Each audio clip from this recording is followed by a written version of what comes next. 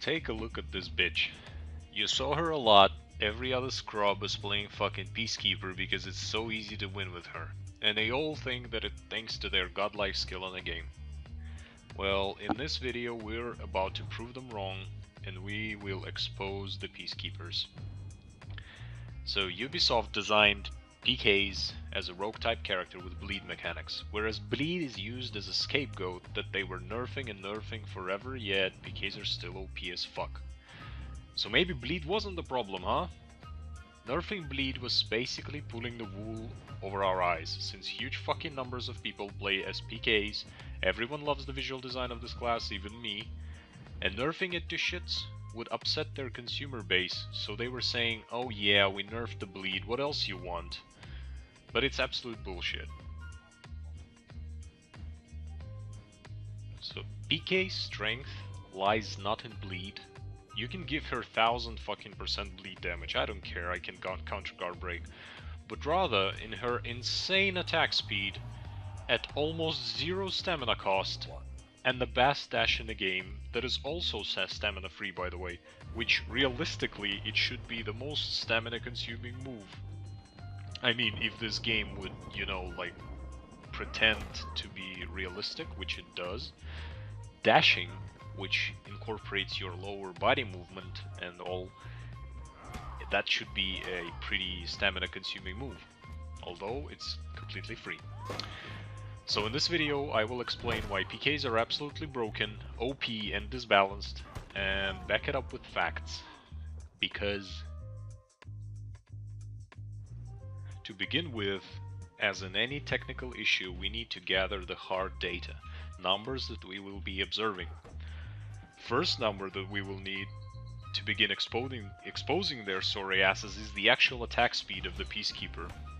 So thanks to a YouTuber named Ruffelmonger, we are able to see that PK's light attacks are 12 frames fast, which is 400 milliseconds basically. I will leave the link in the description to his channel and to the video that I used, so you can feel free to go and check it out, and I hope he doesn't mind me using it in my research. So now let's begin the calculating. First of all, take a look at this screenshot that I took while I was researching this. As you can see, the way the indicator is designed, for the first 1 or 2 frames we only see the red flash and not the actual indicator of the direction of incoming attack. So pretty much those frames are useless for our defense, since we have no idea which way to block yet.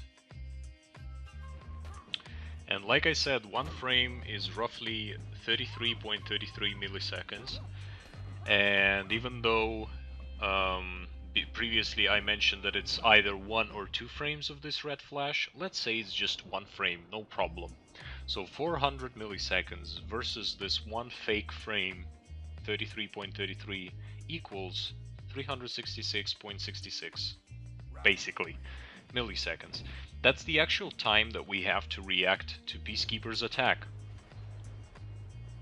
But have you ever heard of something that is called ping, latency, during online gaming? Knowing my internet speed, knowing the ping that I have in other games such as MKX for example, or different other fighting games, and after scanning some forums, Reddit, videos, comments, etc, I was able to determine that majority of people play in the range of 130 to 180 ms ping. So again, let's take the middle number of 150 milliseconds as an average ping of an average player.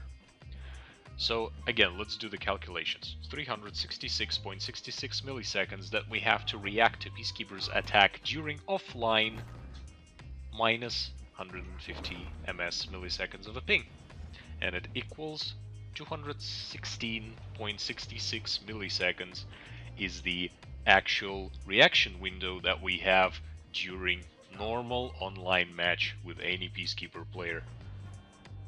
So how does that sound? We have almost 1 fucking 1/5 of a second to react to one of multiple attacks that Peacekeeper can chain, including feints, during online play, and they are multidirectional and absolutely random, from your point of view, of course.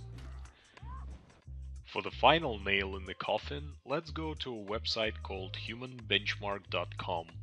This website has a plugin that evaluates human reaction time. To test your reaction, you need to click on a huge ass square with your mouse as soon as the red color turns green. Before we move to numbers again, let's compare the situations in which we need to react here on this website where it is evaluated and tested, and in the game. So let's compare. In terms of website, we have only one stimuli, the square. It's a controlled and calm environment, and the action you need to take is just a click. Whereas in the fighting scenario, it completely chaotically changes every millisecond. We have 3 different stimuli, the attack directions, and the action you need to take is the movement of your thumbstick or mouse. And what do we see on this screenshot? That the average time of a human being reaction is 279 milliseconds.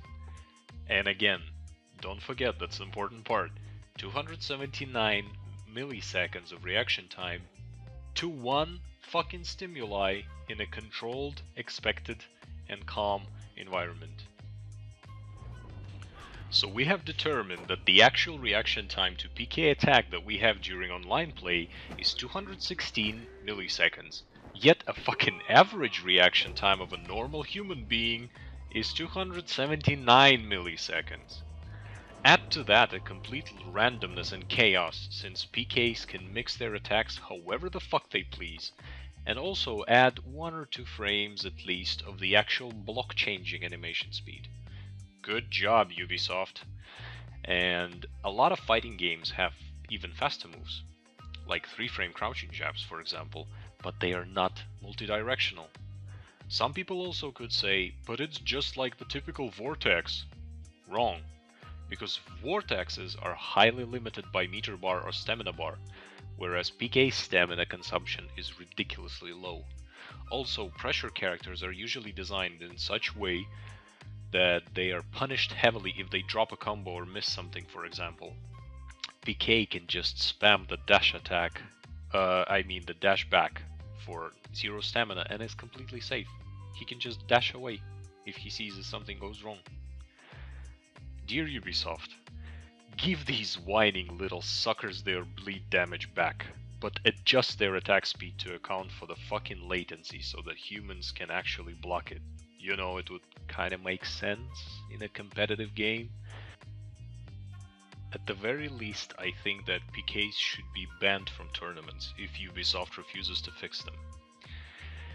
And from now on, you know, you can link this video to any fucking PK player that, I don't know, like taunts you, teabags you, and or, you know, posts some shit on forums whining, oh, they nerfed our bleed damage. If they do this, just link them this video. It's just, they're exposed and it's proven. And, again, expecting dozens of PK fanboys come in here, spam dislikes, insulting me, but there is just no point in arguing. This is numbers and this is mathematics. You're a broken fucking class. You win because you're disbalanced and not because you're good. End of story. And again, some of you might start saying that I'm triggered, I need to get good, I am salty, whatever. I will not respond to the get good comments, obviously, but about the salt, I can tell you right away, and I'm not denying it, I'm not shy of it, I'm not it doesn't embarrass me. I am getting salty because I was always loving a fair competition. I was doing a lot of sports in my life, and I always love the fucking fair competition, what I said, sorry. And it's just not fair. And that pisses me off. Yeah. End of story. So, dear PK players, all of your wins are not deserved and completely fucking fake. See you around.